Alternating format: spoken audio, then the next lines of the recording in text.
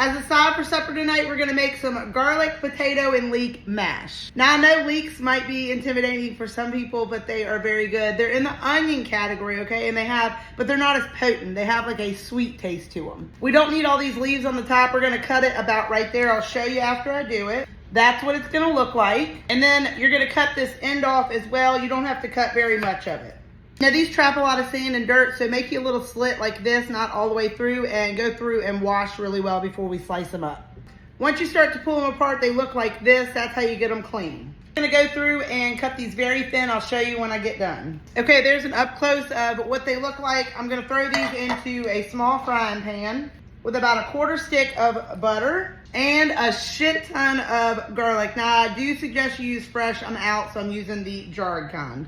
We're gonna go saute these until they get very soft. The leeks are done. They look and smell amazing. I'm using my stand mixer, but you can use a hand mixer or mash them by hand. But right here I have 3 pounds of baby yellow potatoes. I boiled them until they were soft. Now these are gonna go in. All right, I'm gonna go ahead and get it started, and then we're gonna add in a 1.5 sticks of butter. I have it diced up. We're gonna add in a little bit at a time and let it melt and mix in. Butter's melted. Now we're gonna add in a good bit of salt and pepper.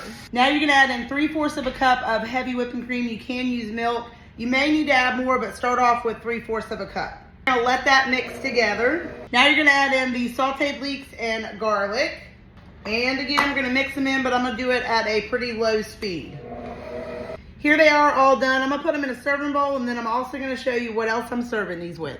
Tonight I'm serving the mashed potatoes with meatloaf, which this recipe is already posted, and then also some Cajun Parmesan corn.